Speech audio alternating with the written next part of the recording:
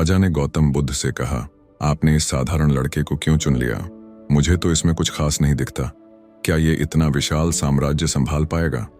गौतम बुद्ध ने कहा, राजन, इस लड़के ने जवानी की 5 सबसे कठिन परीक्षा पार की है। आप इसे निश्चिंत राजा घोषित कर दो। कहानी, जवानी की परीक्षा। एक दिन गौतम बुद्ध के पास एक राजा आया और बोला, हे महान ज्ञानी पुरुष, कृपया मेरी मदद कीजिए।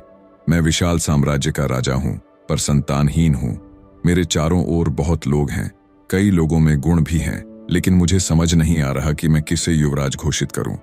योग्य राजा होगा तो प्रजा भी खुश रहेगी, इसलिए योग्य लड़का ढूंढने में मेरी मदद करें।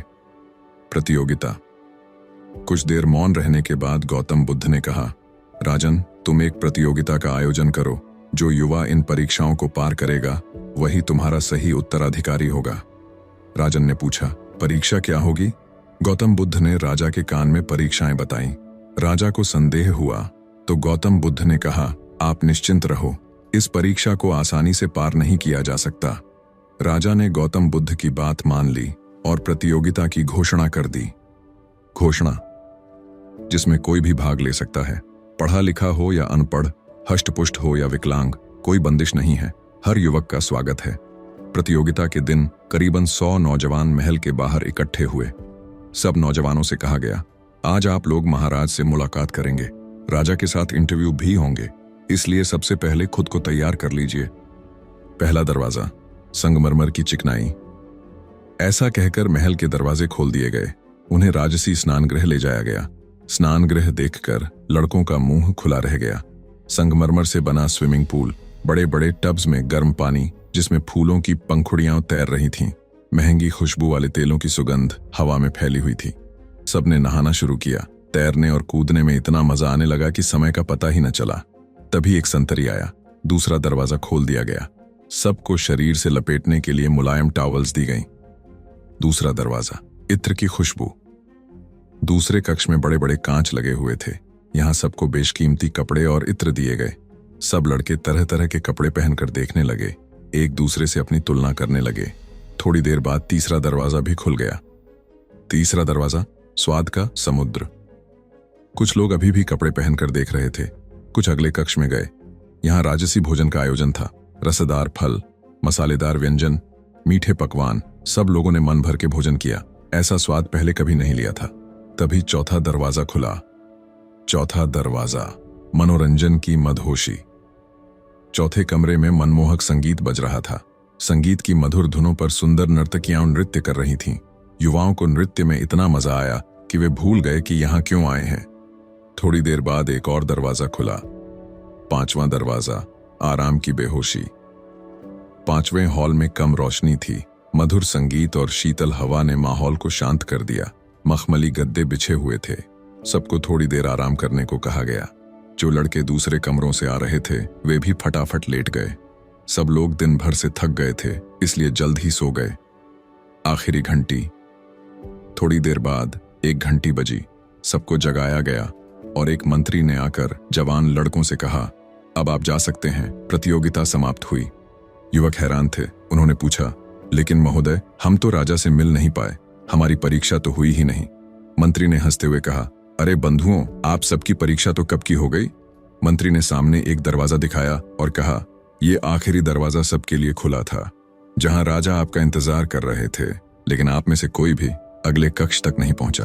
अब परीक्षा का समय समाप्त हो गया। आप लोग अपने अपने घर जाइए। एक अकेला वीर। असल में एक लड़का राजा के कमरे तक पहुंच गया था। अगले दिन राजा उस लड़के को लेकर गौतम बुद्ध के पास पहुंचे। गौतम बुद्ध उस लड़के को देखकर प्रसन्न हुए और उसे चुन लिया, लेकिन राजा चयन से खुश नहीं था। राजा का संशय। राजा ने कौतूहल में पूछा, महात्मन, आपने ये टेस्ट क्यों लिया, और इस साधारण से लड़के में वो कौन सा गुण है जिस कारण आपने इसे तत्काल चुन लिया? मुझे तो इसमें कुछ खास नहीं दिखता, कृपया मेरे संशय दूर करें। इंद्रियों के सुखों का विजेता।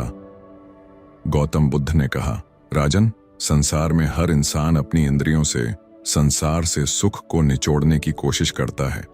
इंसान आंखों से सुंदर शरीर देखना चाहता है, नाक से खुशबू, जीभ से स्वाद और कानों से मधुर आवाज सुनना चाहता है, और स्पर्श से चिकनी सतह छूना चाहता है, क्योंकि उसे लगता है कि ऐसा करने से उसे खुशी प्राप्त होगी, लेकिन ऐसा नहीं होता।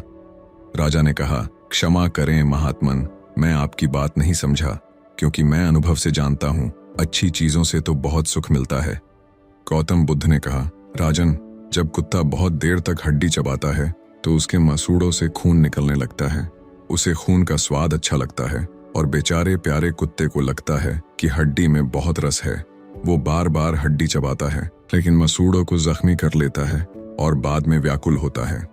ठीक उसी प्रकार जब इंसान किसी सुख का भोग करता है तो उसे उस सुख को भोगने की इच्छा कुछ पलों के लिए शांत हो जाती है।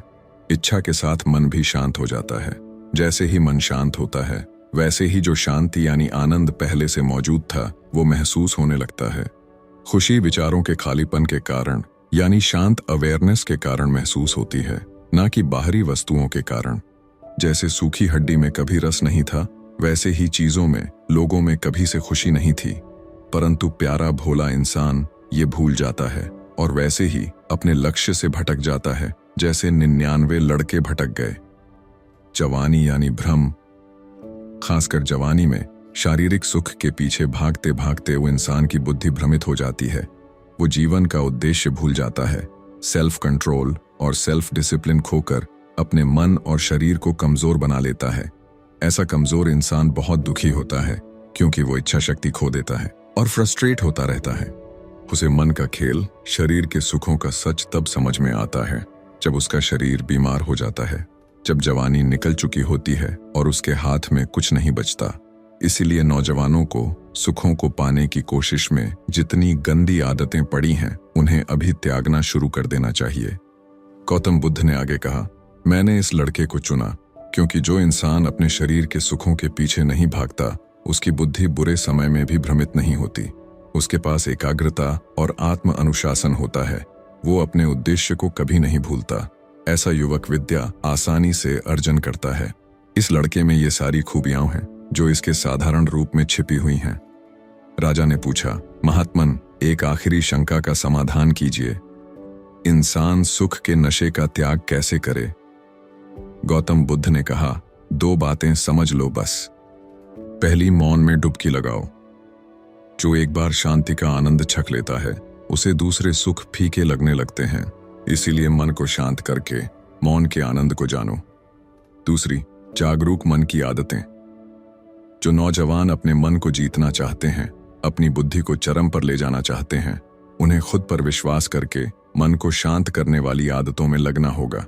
जैसे जैसे इंसान अपने अंदर के आनंद को जानता जाएगा, बाकी भ्रम अपने आप छूटते टूटते चले जाएंगे। दोस्तों, अगर इस कहानी ने आपकी किसी भी उलझन को सुलझाया है तो हमें कमेंट्स में जरूर बताओ और वीडियो को लाइक करके एक ऐसे दोस्त को शेयर करो जिसके जीवन में ये वीडियो काम आए। साथ में पीसफुल कर्मा चैनल को सब्सक्राइब जरूर कीजिए। धन्यवाद।